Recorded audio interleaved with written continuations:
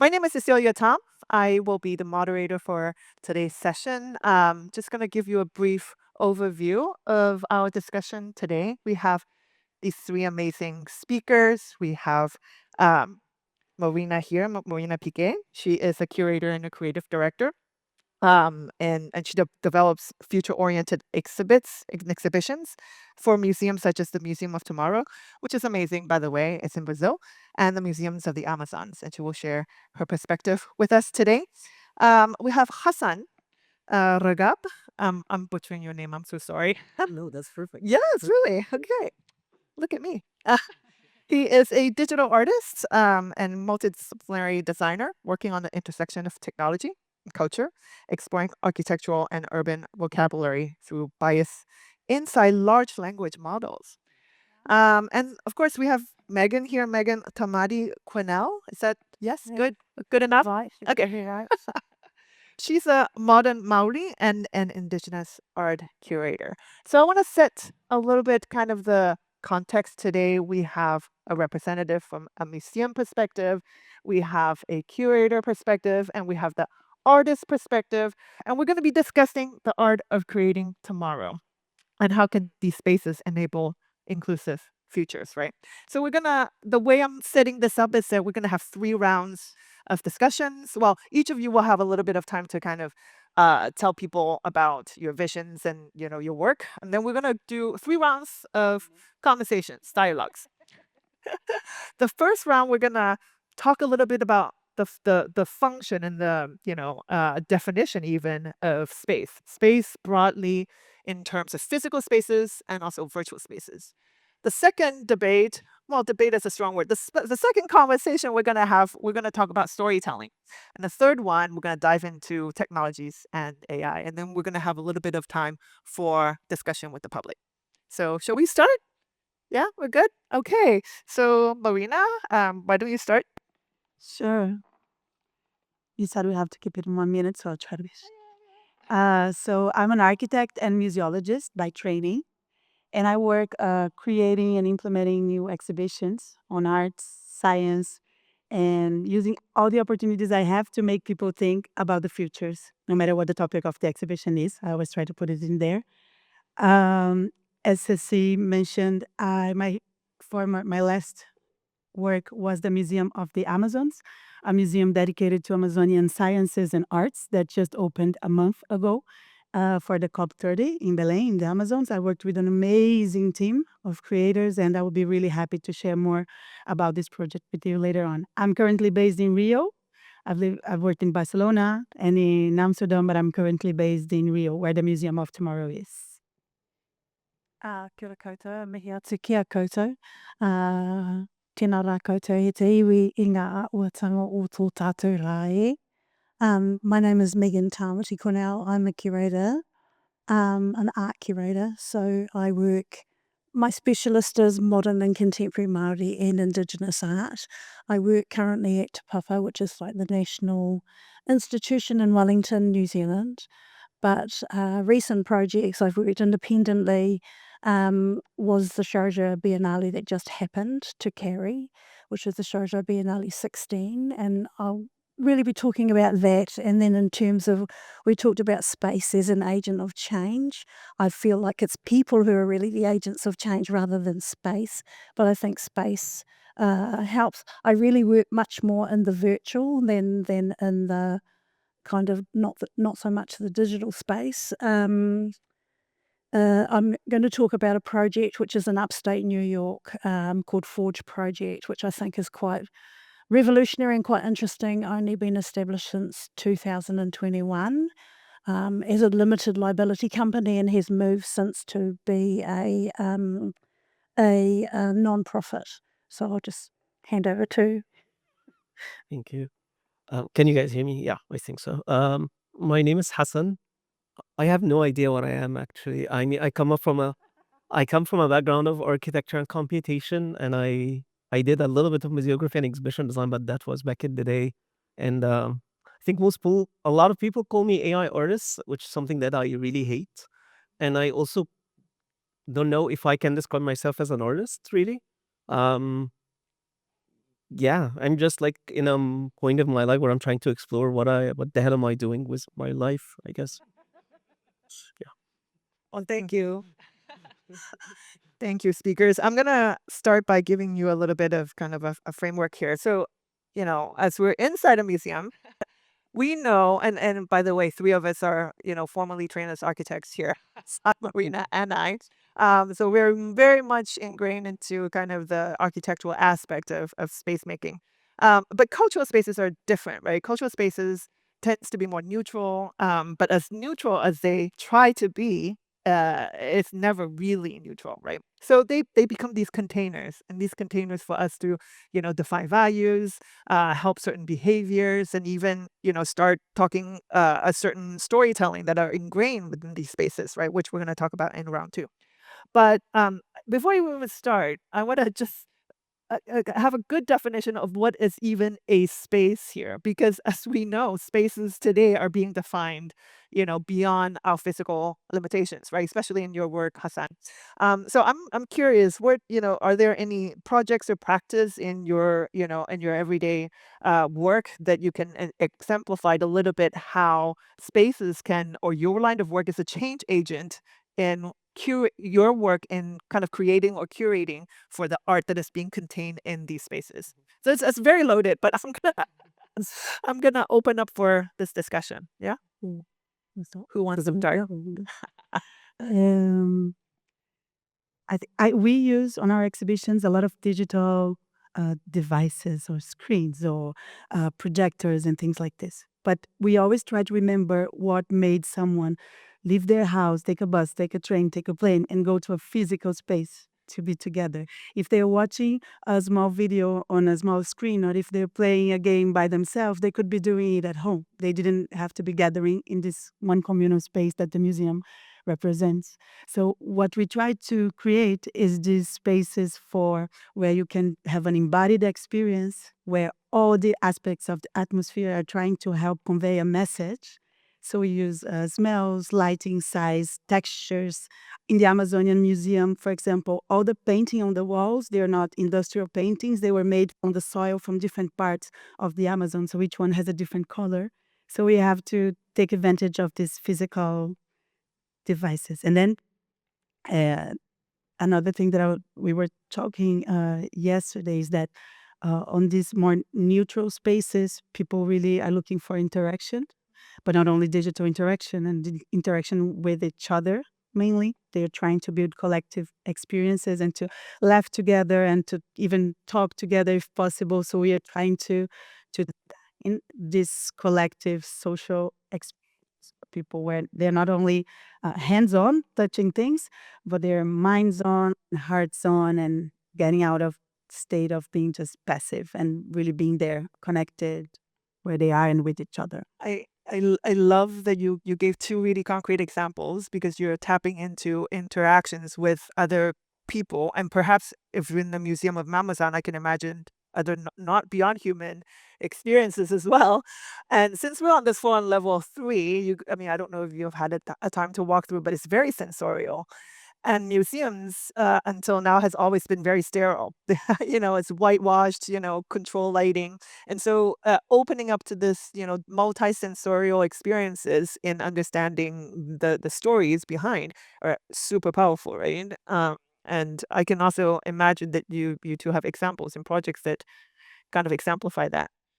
I suppose for me as a curator, really you curate not only conceptually but also spatially. And so you're working with other people's work and how it's best served within a kind of space. So I work to and for artists, I suppose. And so I'm always looking at how you reimagine a space to support the work that's kind of going to be included within it. The project that I was really going to talk about, well, there's two projects, was Forge Project, which is in upstate New York. It's on unceded Mohi Kunak lands. It was established, like I said, in 2021, and then moved to be a non-profit in 2024. It's directed by a woman called Candice Hopkinson, who's Kākrosh and Tagish First Nations. And it's in a site which is, I don't have any images, unfortunately. It was built as a communal kind of gathering space rather than a white cube. And it's really about supporting Indigenous artists, and there's a collection, but there's also partnerships. And it's really about land-based learning linked with art and ecology and sustainability. And for me, it's a very interesting kind of case study, and one of the best that I've seen in terms of doing things in quite a different way. Its mandate is to cultivate and advance Indigenous leadership in arts and culture, and their mandate is honouring Indigenous past and building native futures. So it's run by Candice, but there's also like an Indigenous steering council. So in terms of, power sharing and working across. And then the other one, of course, I was going to talk as a case study, was the Sharjah Biennale that I worked on with four other curators. And really, it operated across multiple sites. So there was not one site. It kind of decentered um,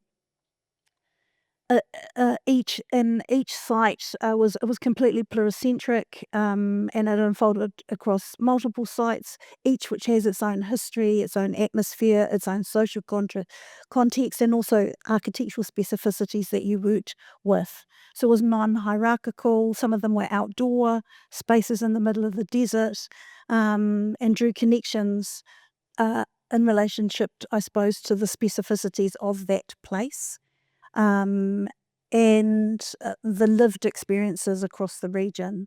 Um, yeah, I think both of those for me were ways of working with space in a very different way than a standard kind of museum context. As I said, I kind of laughed at.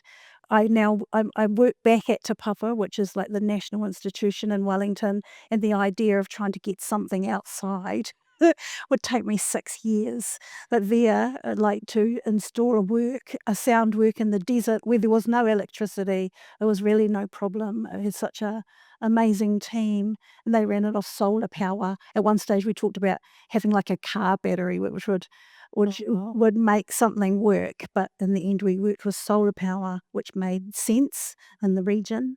Yeah, so I think working outside of kind of the white cube space is an interesting kind of proposition. Sorry, sure is passed over to you. yeah, no, that's fascinating because stitching together the two projects, I mean, one, I'm getting out of from you, Megan, is that these exhibition spaces are no longer simply bounded, right? Yeah. You can extend, but the boundaries also get extended into the virtual spaces, and now we're creating these third spaces that are the phygital spaces where you have the hybrid of both.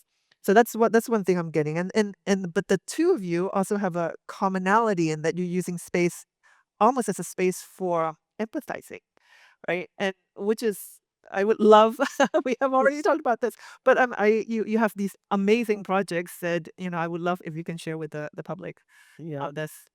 Well, I don't know if I can call them projects.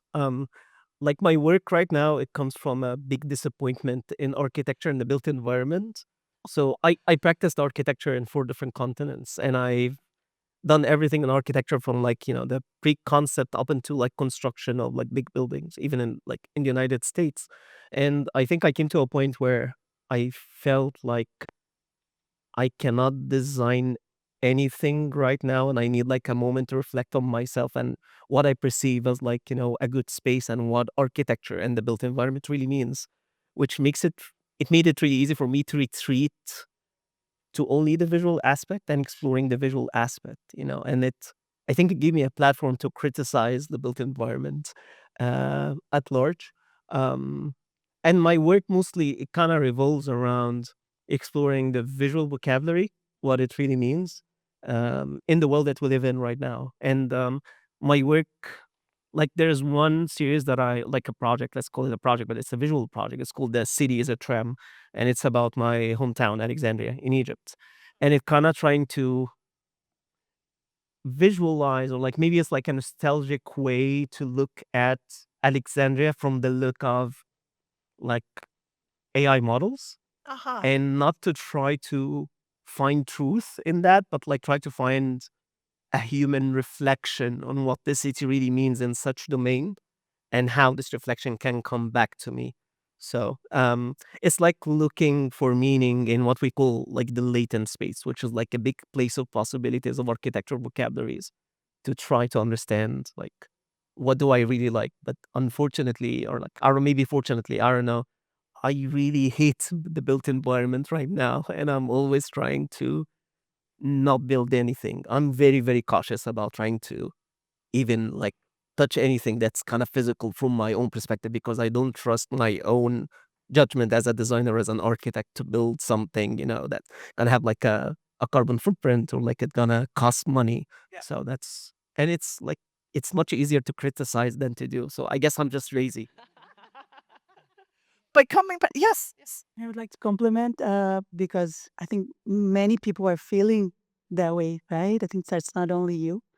And on an exhibition we opened last year at the Museum of Tomorrow about dreams, we had a very fancy technological room with an AI powered device that, very fancy. And then in the next room, we had a guided meditation room with a very powerful script by a neuroscientist, and it was about empathy and about making people connect and engage with the moment. And when visitors, but it was very simple room, it was hammocks and this beautiful sound and a nice smell, and then when visitor surveys came out, this was the room the visitors liked the most, way more than the other room that we put so much money and effort on. So for us, it was really insightful on what people are looking for when they go to these spaces and what they're already avoiding or maybe feeling like a bit too much when in these leisure moments, right? Yeah, no, I love that example that you were sharing yesterday. But it is always about bringing back how to bring people together and how to experience those spaces. I'm gonna move to the next round, but in the context coming back into this definition of boundary, and I wanted to kind of culminate what we have discussed so far. So boundary, in the context of curating.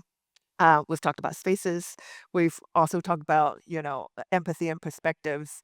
And now I also want to add this third aspect, which is this temporal aspect to museum spaces, because you can talk about things that are happening and happened in the past, but also envision things that might be happening in the future, like in the Museum of Tomorrow.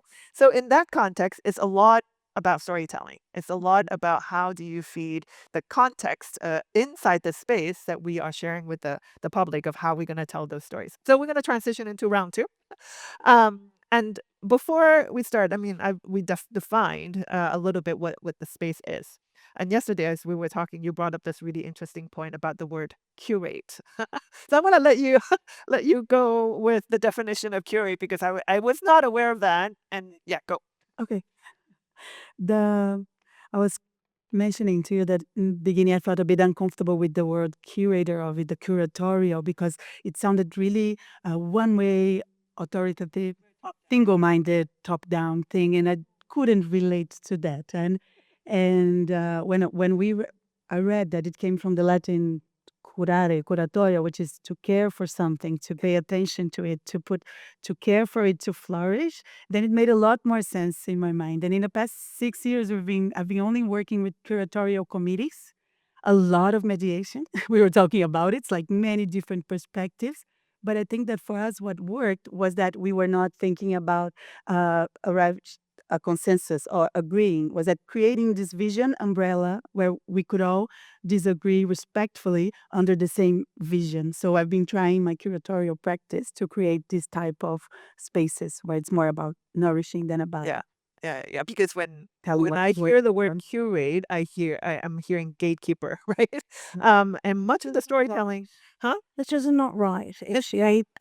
Apart from, I was told, I mean, to curate is to care for. And so often it comes from a very old fashioned kind of context where you looked after a collection. So you were the keeper of that collection or the caretaker of that collection.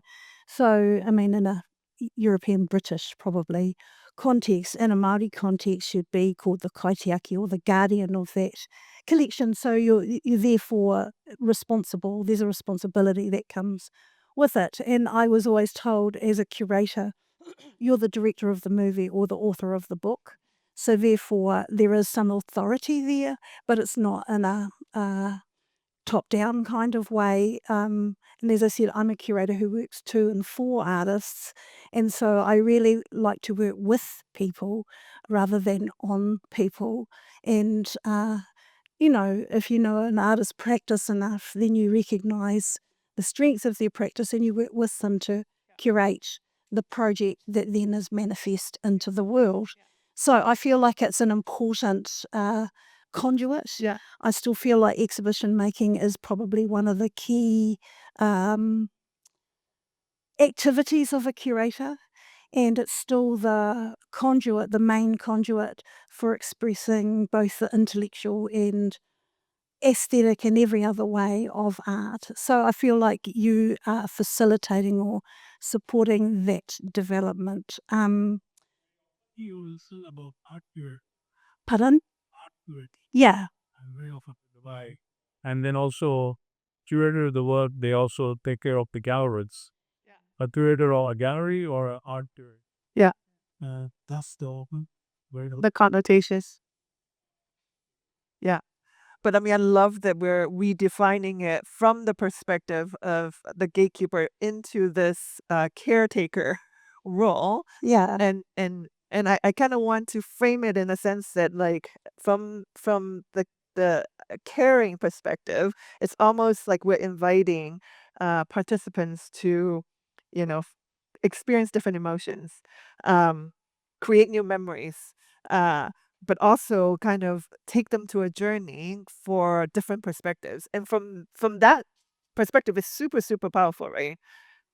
So I think for myself as a curator of modern and contemporary Māori and Indigenous art, for me it's about bringing those histories and ideas forward and ensuring that, writing the art histories that don't actually exist, or ensuring that they're recognized or established. Or so you have a job to do, you have a responsibility, but you have a job to do. And for me it's a joy, and a delight to work to and for people.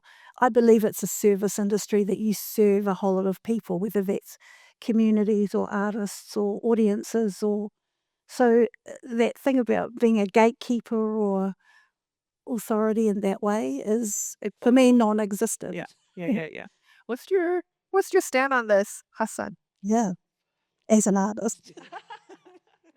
Um, I don't know. I mean, as part, I think like because I'm an architect and as a designer, and I always feel like I don't have a good point of view to tell what to design and what to need. And I think this is because coming from like a computational line perspective, I believe in complexity, which means like I don't believe myself as I should be in control of an experience, or like I shouldn't be in a control of a story. I'm a terrible storyteller. I hardly doubt that, but maybe it's no. Maybe my artwork is better. Like maybe I do better work visually than just like talking, but I don't try to pursue telling the story or telling people what is a certain narrative, because telling a story means like you are trying to dictate a certain perspective, right? But life has like multiple perspectives, and I don't believe in one truth. Um, so for me, like even like in my work, I always try to explore different angles. I don't have like a protagonist or an antagonist in the work that I do. And I'm always like, and this is probably why I love like using like, AI, because the perspectives could be so much different and there's no truth. And I don't like to look for a truth. I like to bring in different perspectives together. And it actually makes me think a lot about like what build spaces should like. And in that sense, I feel like sometimes maybe architecture and design, they fail because they always come from the point of view of an architect or a designer. Yeah, think And like, I don't know, I feel like ants or like maybe like, but that's a little extreme. But like, if you look at the structure, like a natural structures, they are like emerging. Like, so, there's certain like type of emergence that for me, it's like really beautiful. And looking at like the modern cities and like trying to explore a different perspective without like a single narrative, you see like this area of emergence. And for me, that's like actually maybe like how to unlock a new visual vocabulary through different perspectives, no truth, just opinions and collective No truth. experiences. Yeah. Okay, I love that. Well, it's really interesting for me from all of your perspectives that, when we're talking about storytelling and whether it's visual storytelling or spatial storytelling, um, when we when we look into kind of the inclusive future in art and in spaces, um, what do you guys think about? I have this problem of, um, I'm not white. I don't know if you guys can tell that. I'm not white. Okay, so sometimes, if I'm an artist and I'm trying to, participate, I often find that there's a little bit of like a culture washing. Like, are you allowing me to present myself, or are you voicing for me? Is it, allowing me to speak, or you just presenting for me? So there's a difference.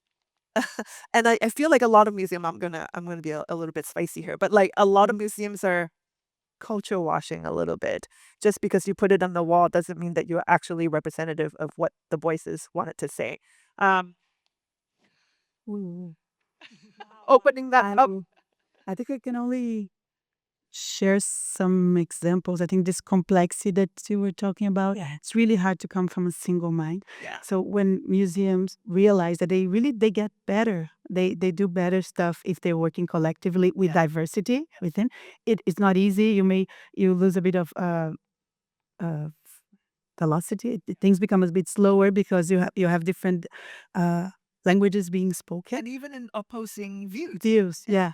And in the Museum of the Amazon, we are developing over there methodology for the past years that we started developing, doing an exhibition in Barcelona on the future of food systems. Such a complex topic, and then we could only do it by having a curatorial committee with a farmer, an activist, a politician, a scientist, and we were talking together. And in the Museum of the Amazon, it's the same thing. We created a curatorial committee with an indigenous anthropologist, Franci, an archaeologist, and a biologist, ecologist, 3 women scientists living and researching the Amazon, so they could bring in first person their experiences and their points of view to the table. And from there, we started building something together. So I think that when museums see that when people that are act really doing it are creating amazing things, I think they will embrace the challenge of not only writing on the walls. Exactly, but you're also tapping into not only voices from the creator's perspective, but also from the curator's perspective coming together, which I think is phenomenal, right? Yeah. Yeah. We're having a good time.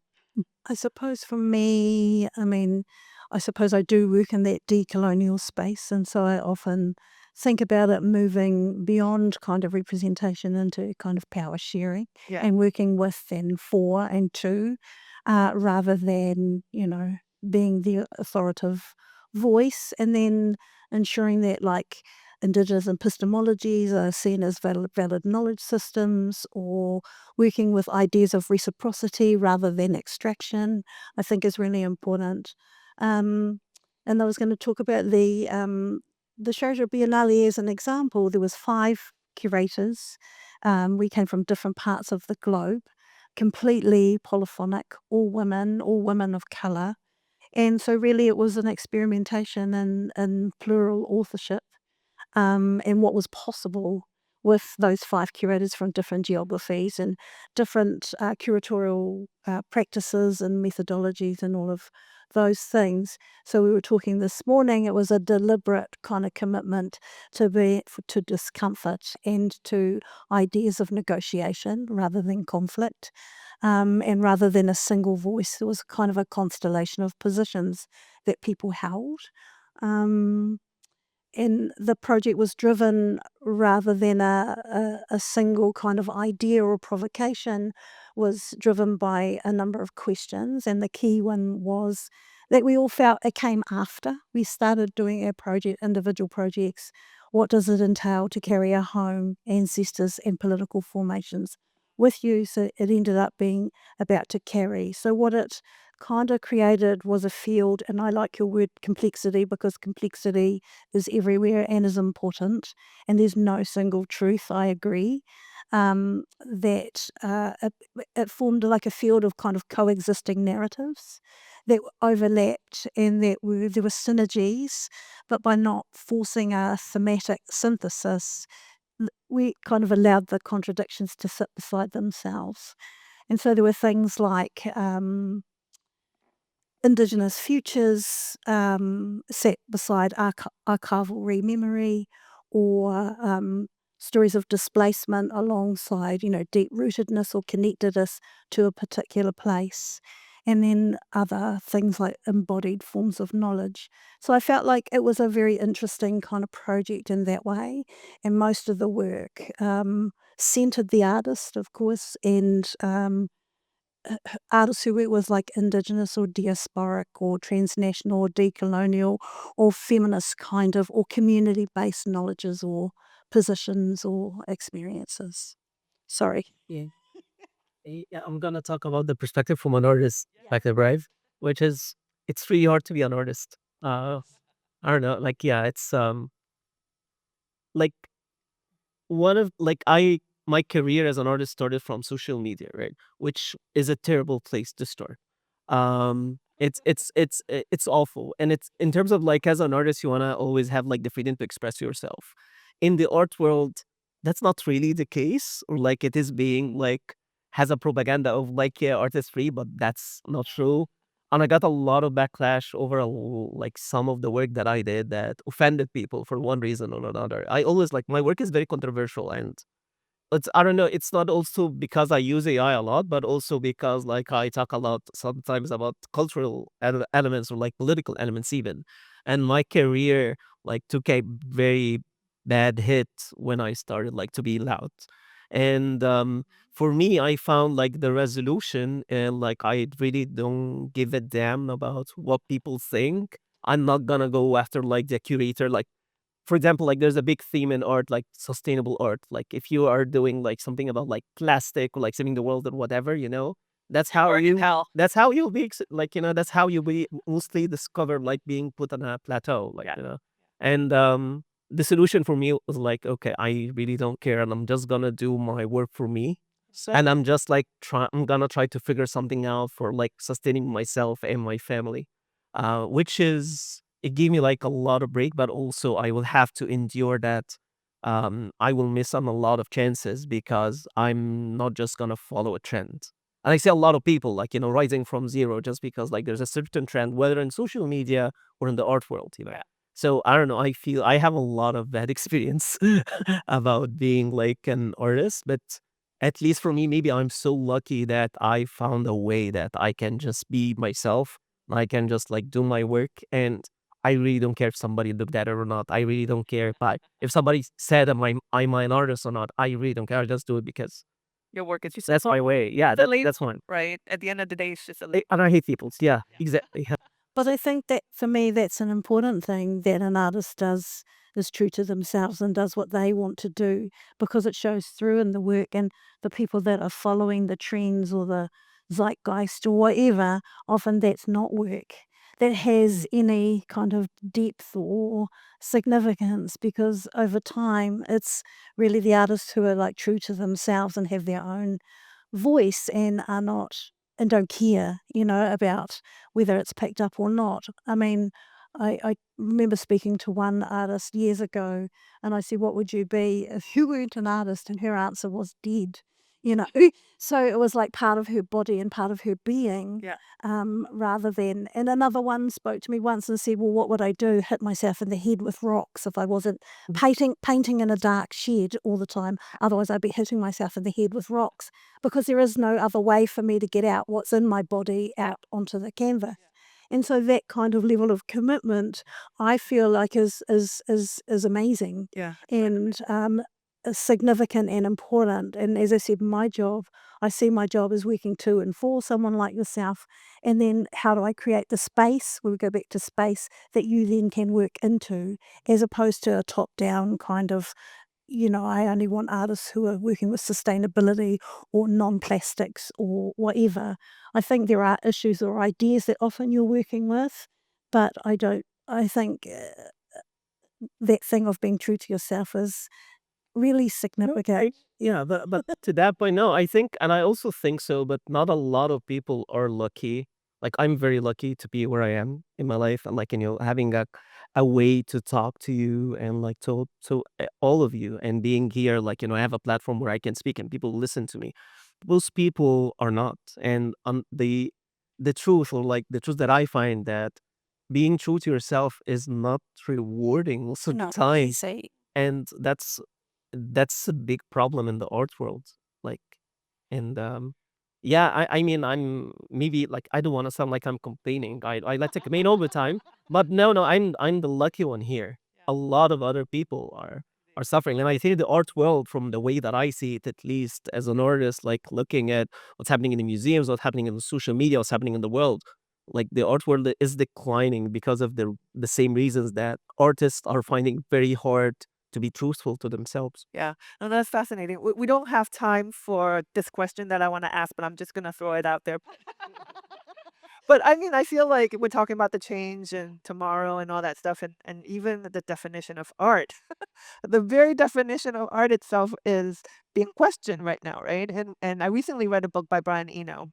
We haven't talked about this. I'm gonna throw that. I recently read a book by Brian Eno, and the front cover is "What is art? How do you define art?" Right? And my conclusion and insight coming out of that is, art is being produced if it could induce an emotion, and that could be reflected and understood by someone else. And I thought that was a really interesting definition of how art should be. It's not, material. It's not, even an experience. It is, sorry, it's not even a product, but it is something that is an experience that can transfer emotion. So with that, we're going to go to round three. With that in mind of what is art, we're going to go into round three, which is technology and AI, right? So I'm setting this up because, as we all know, ChatGPT, OpenAI, Sora, Midjourney, I could go on and on with this list. They're making art, quote unquote, Unquote. or could be interpreted as art. So in this age of AI, and as we are redefining what art is. How has this impacted? Is AI good? Is AI bad? I don't think we have enough time. 10 minutes to cover What this. time to Is it good? Is it bad? How examples that you have seen, stories that you have heard? What are your So, a very interesting topic. AI is a tool, but it's not neutral as a hammer, right? It's a tool that was made by humans and their biases and their points of views, and they bring all that when you use it. So they tend to maintain the status quo, things as they are. But many other things have been doing this as well. So I was born in Brazil. So when I was in school, as a kid, I learned that we are not developed, we're under development or undeveloped. So it made us all think that we were on a straight line trying to get to development, whatever that was, and we were just late to get there. It's just wisdom. And this concept prevented us from imagining powerful, different futures. So AI was not there, but it was already something imagining our future for us. And it was this concept of development. So I think in the broad sense, that's the thing, that we should reclaim the power to imagine our own futures and don't give it to a tool or to a concept or to something external to us. And maybe specifically about museums as a tool, I think it provides amazing opportunity to personalize content real time, because that model of one text on the wall fits all, it's just, you waste so much communication opportunity to engage audiences, that kids and experts, and if you're in a different mood or if you don't have enough time or what your specific interests are. So instead of just having the same text for everyone, we can have interactive audio guides, we can have applications in each exhibitions, or we can have devices that take into account who you are to generate content that's suitable and for you and for the moment that you are. So I think that we have to be aware of the tool, a powerful tool, but we can use it yeah, in our own practice in a very good way, I think. yeah. I have to agree it's a tool. As I said, I'm not a big AI person. Um, and I pulled an article which talked about historical images made with AI recycle colonial stereotypes and bias. And it was really based on a New Zealand writer wrote it, a guy called Ollie Hellman, and talked about how when prompted to visualise Aotearoa New Zealand's past, Sora privileges the European settler viewpoint pre-colonial landscapes rendered as empty wilderness. Captain Cook appears as the calm civilizer, and Māori are cast as timeless but peripheral figures. So the idea of perpetuate, if people pull on that to create images that perpetuate kind of stereotypes and biases that already exist, I don't think that's helpful. I think as a tool, and like you say, in terms of interpretation, or it's like an add-on for me. I mean, if I ever use it, I use it to kind of speed up a process if I have to write a grant. Yeah. Or things like that, because I don't want to have to, do the budget spreadsheet myself. I can get AI to do that kind of thing. You still feed it the information. I suppose I'm very old-fashioned even in terms of exhibition design. I don't want to interfere with for me, I think that's why the white cube was there, so you just experience the work. Yeah. I don't want to overawe the work. I don't want to do things that the artist is uncomfortable with. I'm not interested in kind of dressing something up. And so I feel like even with AI, I like to keep everything very simple. But the underlying here is that we need to learn about AI, we need to understand AI, and then we need to have a little bit of attention and critical kind of understanding of how this is applied, which kind of leads to your work because you understand obviously AI and you're leveraging the disadvantages to your good, right? I don't think anybody understands AI. Oh, to a certain level, right? Yeah, I mean, To a certain the way that I work with like these tools is like I work with them as people with opinions. In terms of thing. yeah, it's just like when I like my work is like so it's trying to find like I find the AI tools are great in reflecting on society and the people. So like when you were talking about how AI like is actually like recreating colonial stereotypes, Yeah. my work actually like my main work like my interest with AI stemmed from that point. It's just like the appropriation, and I wanted to like to try to define it and to overcome the bias. But the more that I worked with it, the more that I liked how it appropriates and how it like replicates the stereotypes. Because I actually realized that there are a lot of truth from these kind of appropriations. And bias is something that we should really contemplate and like learn a lot from. And again, like I'm lucky because I'm Egyptian, so like, and the Egyptian identity is something that has been forged by colonism Yes. in so many ways that to define what an Egyptian identity means, it's almost impossible. Even like by Egyptians, by everyone. I'm coming to this conclusion. It's like it's impossible to define what an Egyptian really means except for being very, very being specific and contextual at the moment. Like I can tell by a person that they are Egyptian if I just went to talk to them. So it won't be about like their heritage or like their knowledge of the history, not at all. And in that sense, when you use AI, it has an opinion that has been formulated by a group of people, right? Like most people, when we talk about Egypt, they will realize, yeah, you're from Egypt. Then they will think about the pyramids. That's the first thing that will come to their mind, right? And at the beginning, I thought like this is really insulting, or like it's putting me into a box. But the more that I thought about it, I thought like, no, this is right. Like if I talk to a French person, the first thing I'll think about is like the Eiffel Towers, right? So this bias is actually a great way for us to understand the bigger context. And and in that sense, when you use AI to replicate these stereotypes, it's a great way to try to understand how we think or how we understand what the society really means. Um, Most of the things that I see with AI, a lot of the work, even that I do with AI, I really hate. Like, there's a portion of like using AI that can be like an AI slob. It can be lazy work and have a lot of like inappropriations. But there is a beauty when you start to let go of like trying to find an answer and using AI as a tool, but like think about it as like a person, because people has biases, people has they make mistakes, and AI is just like a way for us to recreate how people really think. Yeah. So it's just like a collective of people, like a collective of like simple, like similar to like my 5-year-old, just like my multiply to like by 1 million, and they try to have like conversations, like, you know, and ideas and opinions about each other.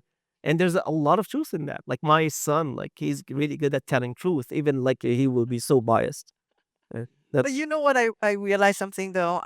My chair is making odd noises. It's not me, I promise. But something I find really, really interesting is, as you know, we're all very accustomed to using AI these days, whether it's, you know, using ChatGPT for text or whether it is imaging. ChatGPT, for example, is very convincing. And it writes perfectly in these perfect sentences, and it's That's right. seemingly that they know what they're doing and they don't. And every time I use it, I am reminded how imperfect I am. And that is okay. And that is actually the beauty. Like human and humanity is not perfect. It's messy. There's a beauty in this messiness. And I think that is something we need to celebrate in the eyes of this, you know, this new technological frontier of the AI. I want to give some time to the audience for questions, as we have about 10 to 15 minutes left. So does anybody have questions?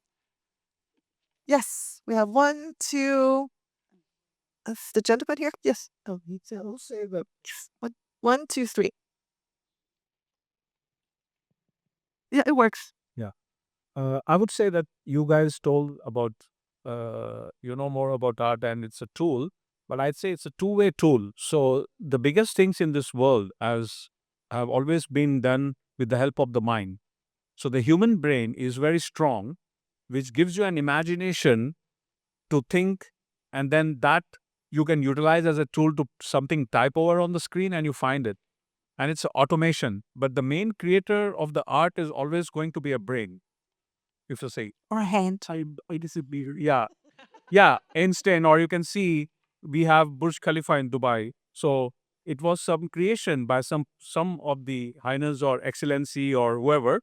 So that was a creation done for the whole world. So the whole people syllabus in the school, they are learning of the longest tower in the world like this. So that came from the mind, not from the AI. So AI cannot be just creator. It is a tool where you can optimize and automate yourself for different variables which you can't do by hand to save it, or to get precisely a different modes of color or something. So at the days of Picasso, there were no such thing. So it was done by hand. And till today, there is a value for that. Hassan, you have an answer. So Oh, you want to address this? your human brain is a subconscious mind has a 60,000 thoughts in a day. So that is the more creator of this art, Mm-hmm. you know. I yeah, I don't know. I mean that's an opinion, right? So that's not a question. And my opinion, You know. Anyway, the point is, the brain is also a tool for AI. AI is a tool for the brain. You know, when you imagine something, you use the tool. If you don't have imagination, you cannot use the tool. So, before you answer, so I want to give an example. There's this movie. I don't remember the movie name. I think it's I, Robot with Will Smith. Is that right? And then he was having a conversation with the robot, and Will Smith said, Over. "Can you?" He was questioning the capacity of AI, and then he threw out this question, and he said, "Well, can you make a masterpiece in an orchestra?" So Will Smith asked the robot, and the robot looked at him and says, "Can you?" yeah, yeah, I'm just gonna leave it at that. But go ahead. perfect. I mean that's for I have an opinion that people are not creators. I don't know what creation really means in terms of, if you compared, like if you had made a comparison between what it takes to make like Burj Khalifa and the tree, there are way much more complexities in a tree than just like the architecture. Trees or like nature are like coming from emergence. Human mind is coming out of emergence. The ideas that made Burj Khalifa is like done, they are like emergence of the entire history of human learning And the entire history of human learning is based off nature. I believe people are agents of creation. AI is also agents of creation. The idea that human beings are the center of creation, for me, creates a lot of problems, and it puts a lot of responsibilities on people. Like, we're trying to become gods. We are not gods. And our own ideas, we perceive them from the world. We don't create them. Anything that I'm saying right now is just a conclusion of all the human history. Even like, I didn't create the language. I didn't create what I even trying to say. Like, my everything that I'm doing is just a reflection of the world around me, and so is our built environment.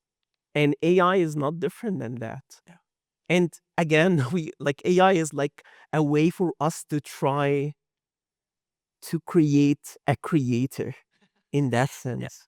It's Which not a is not different. substitute. I'm sorry? It's not a substitute. It's not a I'm not s- I'm, we are trying to make it substitute. Yeah. We are trying, like, it's taking other people's job. No, we are creating that to make jobs that we are creating, right? In the world, in the practice world, like in corporate, we are using AI to replace the work of people. Yes. Same thing with machines, right? Yes. We're replacing jobs, but we're not replacing people. That's my. You have this. You want to know? No, I have nothing to say. That we could go on forever. I think it's super interesting. Thank you for your question. I want to get the two more questions that was out there. There's one over here, and then yes.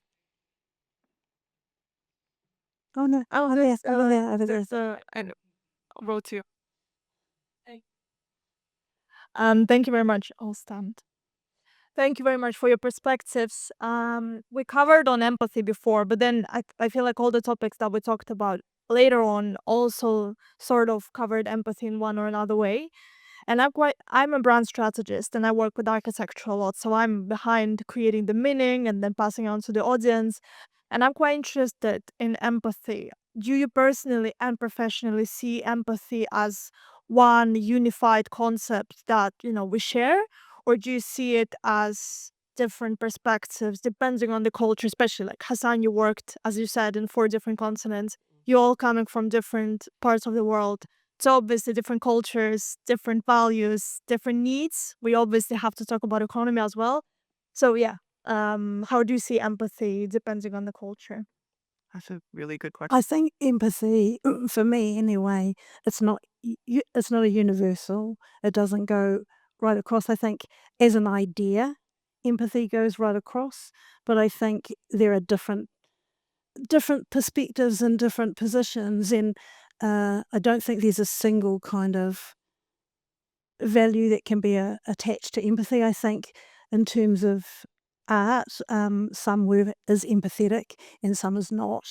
Um, it depends. I'm not sure I'm answering the question, but what I'm saying is I don't believe it's a universal one kind of idea. I think it's an idea that you would have to absorb and then reflect in terms of the position that perhaps you hold or the thing that you're working with holds.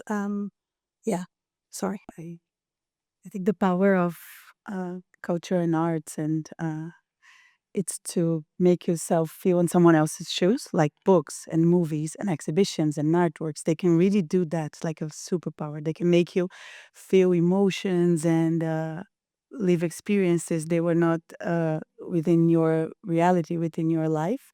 And I think that's a very important aspect of triggering empathy when you feel. There's a very beautiful project called the Empathy Museum. I don't know if you've seen it.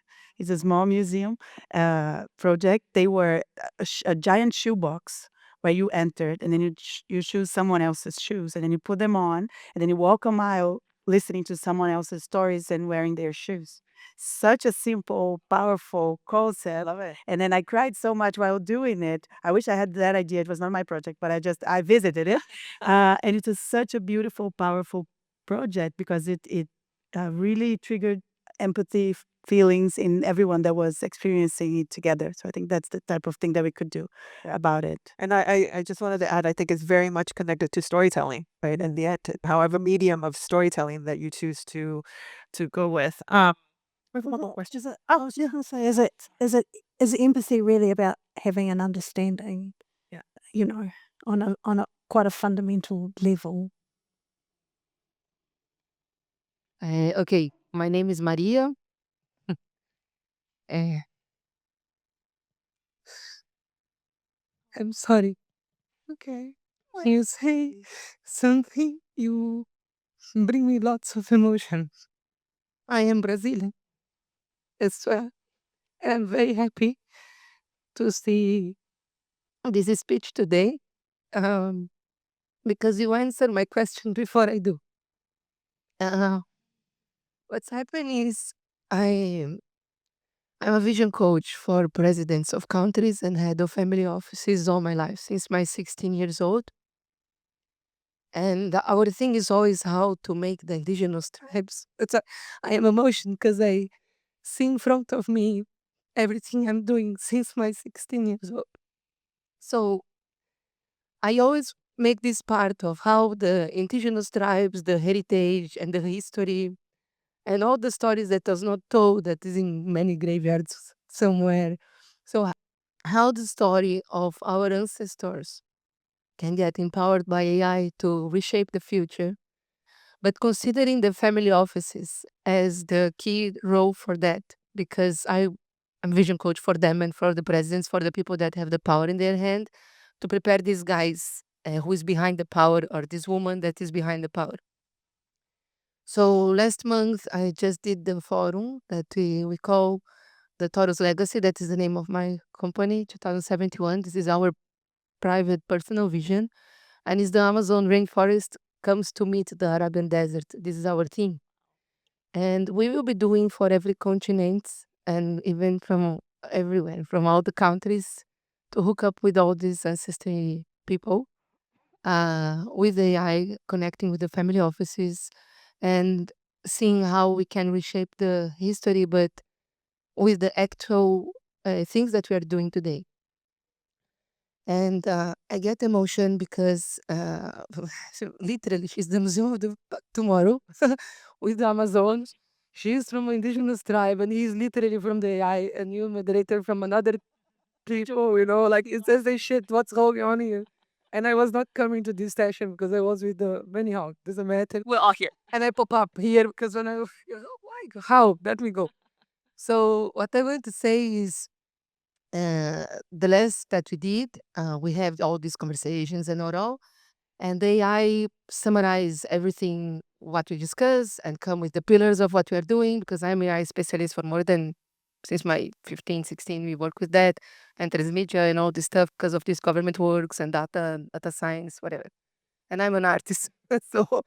so that time when we get with the outcomes with the pillars, this is what we are doing for the next year. So my question is, we want to do one project, and I want the opinion from all of you, including you, if makes sense or not, because I don't have the shoes of all of you. My question is, the idea is to take the family offices, imagine a museum of the family office. So each family have their own history that is connected to the history of the world, of the country. So we can connect all the museums with all the families. And then how this family touch the ancestry heritage one day. So we get this whole history between these two bridges that is so far away, these two worlds. So the idea is in November of 2026, we will do again the Brazilian South America season.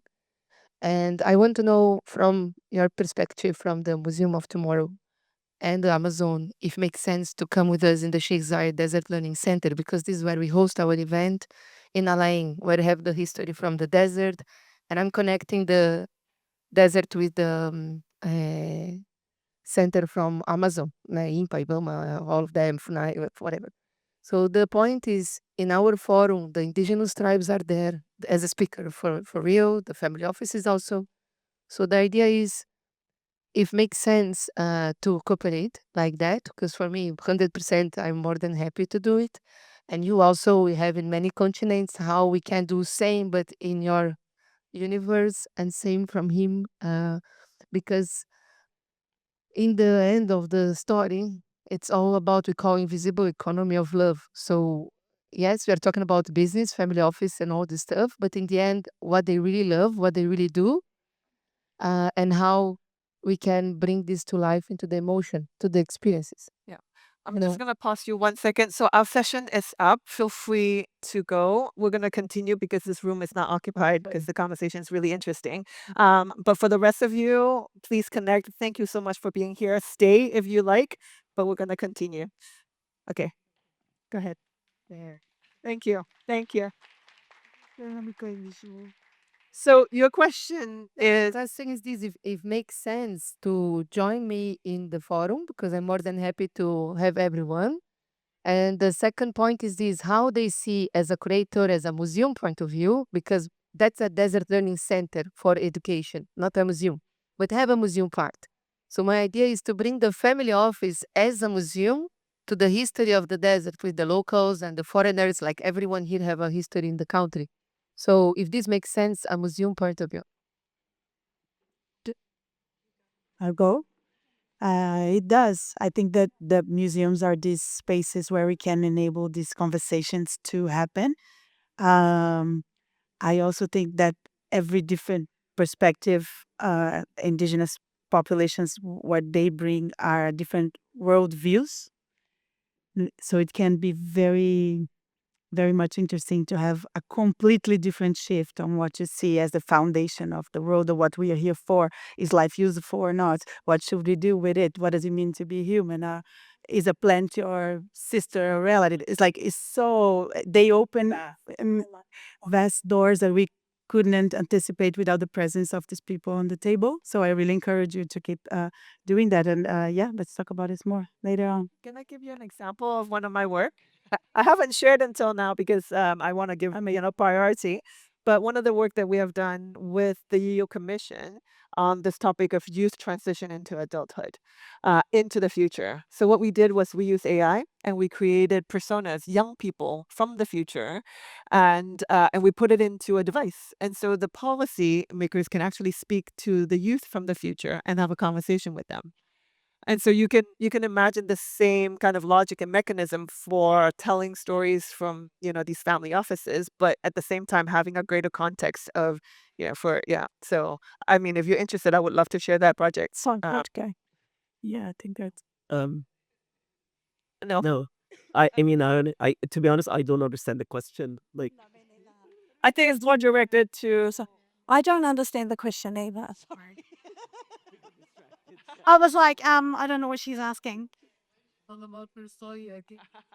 This but maybe we can. This is, I'm connecting family offices with the ancestry heritage and innovation with the AI. So our phone, when we do this live in the real time, yes. and we could update the things that AI say, like for me, boss is talk to bot, people talk to people. That means number one.